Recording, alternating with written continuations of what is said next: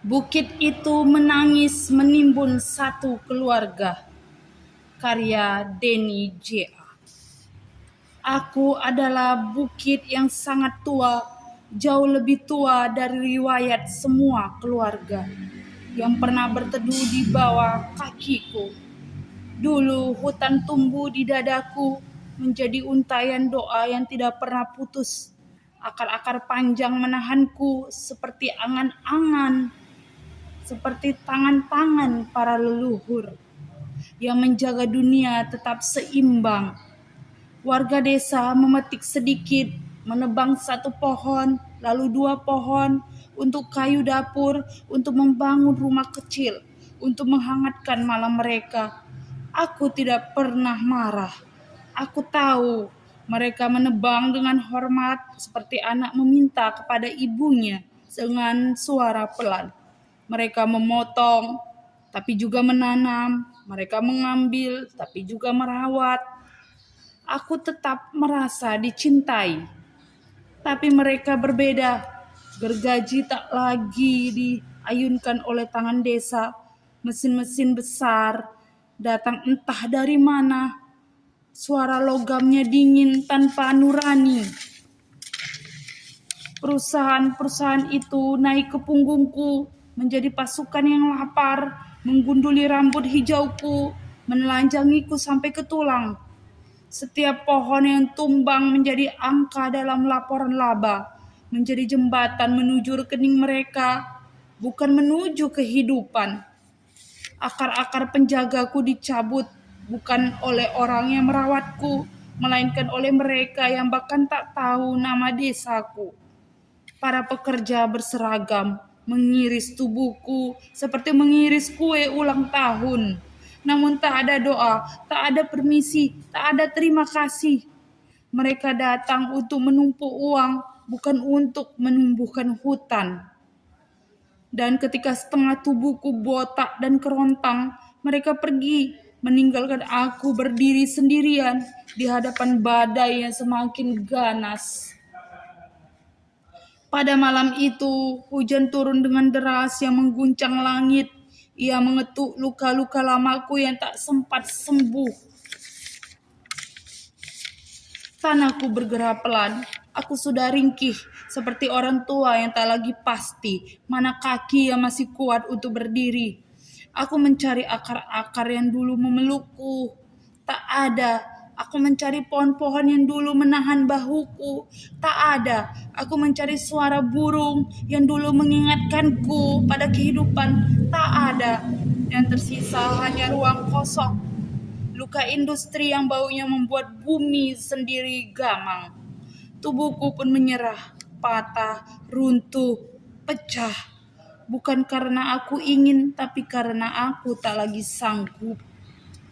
Di bawah tubuhku, sebuah mobil putih kecil berhenti hanya untuk istirahat.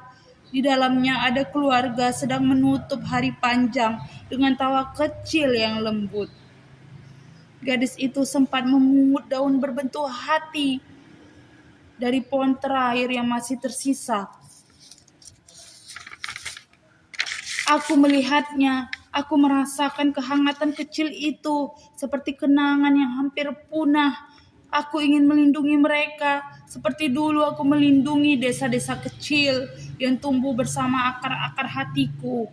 Tapi ketika tubuhku mulai bergeser, aku tak lagi punya penyangga. Tanah kehilangan kesabarannya, gravitasi menarik air mataku.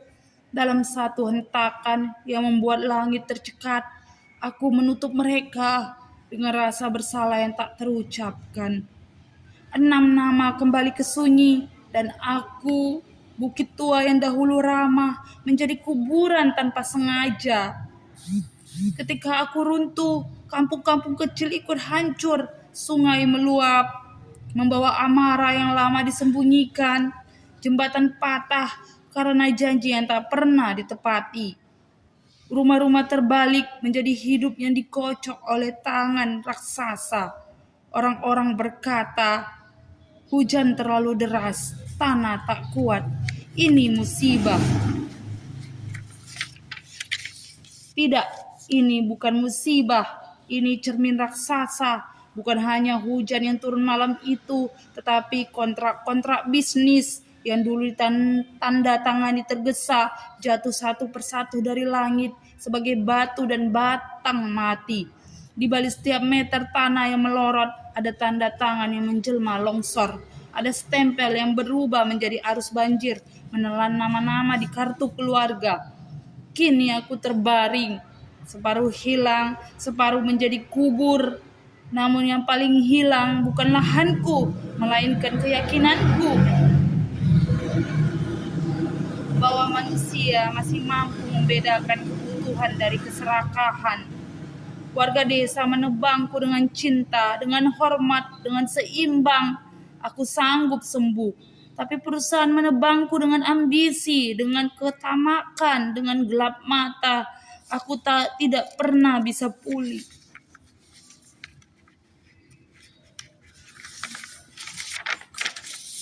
Di kota jauh, di ruang rapat ber-AC, di sebuah perusahaan metropolitan, angka-angka laba tumbuh di layar seperti hutan palsu.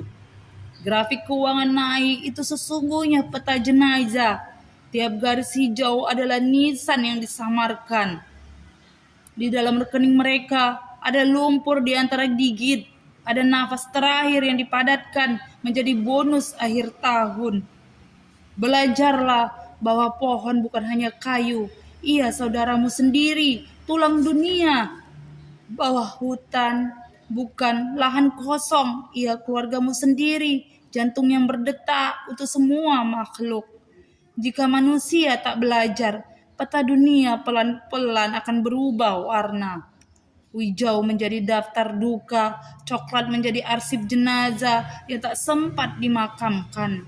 Di langit, awan akan menyalin diri menjadi fotokopi surat protes yang tak pernah kalian baca, turun sebagai hujan yang menghapus halamat rumah dari setiap kartu keluarga. Dan bumi yang selama ini diam akan semakin marah karena ia ibu kandung yang kalian hianati.